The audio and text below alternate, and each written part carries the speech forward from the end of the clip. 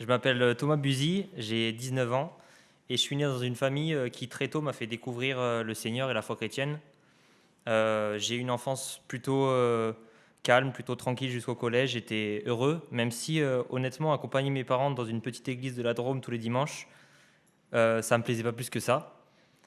J'y voyais pas d'inconvénient, mais j'étais pas forcément attaché plus que ça à aller dans cette église, d'autant plus qu'il n'y avait pas d'école du dimanche à ce moment-là pour les jeunes, donc c'était plutôt ennuyant pour moi le dimanche matin.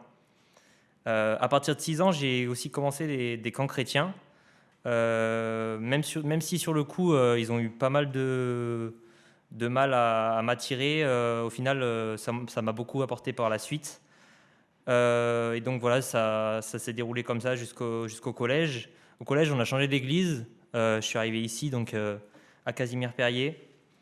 Je suis allé à l'école du dimanche, mais pareil, cette fois, ça restait encore une contrainte et venir au culte tous les dimanches matins, ça m'intéressait pas vraiment. J'étais pas vraiment sur la même longueur d'onde que tous ces jeunes collégiens qui priaient ou qui s'intéressaient à Dieu. Et du coup, j'avais du mal à trouver ma place, que ce soit à l'église ou dans la vie de famille, dans la vie spirituelle de la famille, on va dire. Parallèlement à ça, j'ai fait des rencontres au collège qui m'ont éloigné de Dieu. Je cherchais à plaire au monde plutôt qu'à Dieu et je devenais de plus en plus lointain de Dieu malgré cette présence le dimanche matin à l'église. Les années ont passé comme ça et j'avais arrêté d'aller dans les colos d'été.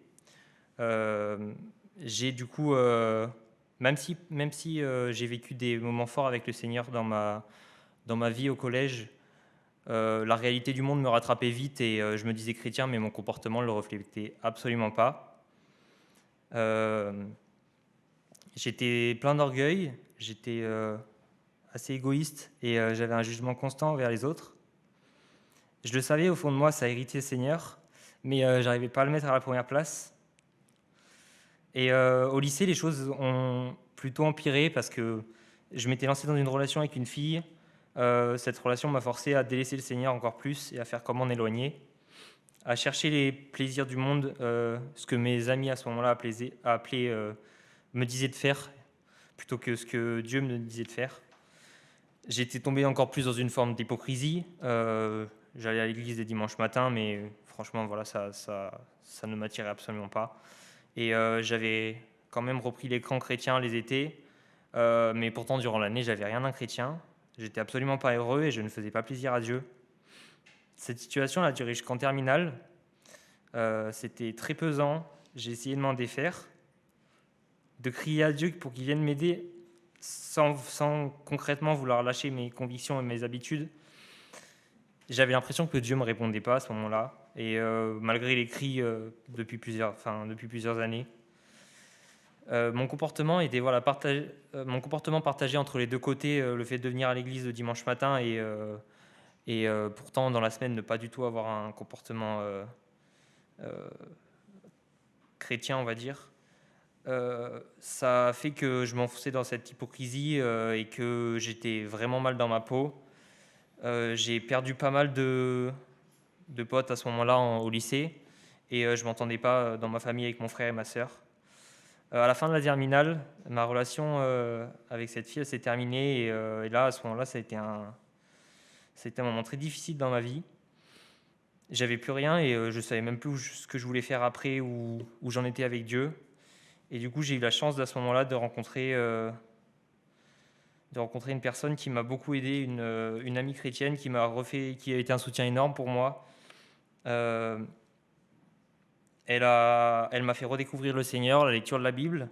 Et parallèlement, quelques jours donc après cette rupture, un directeur de colo m'a appelé et a appelé ma mère pour lui dire qu'il manquait des animateurs et des staffs dans les mêmes colos que je faisais quand j'étais petit.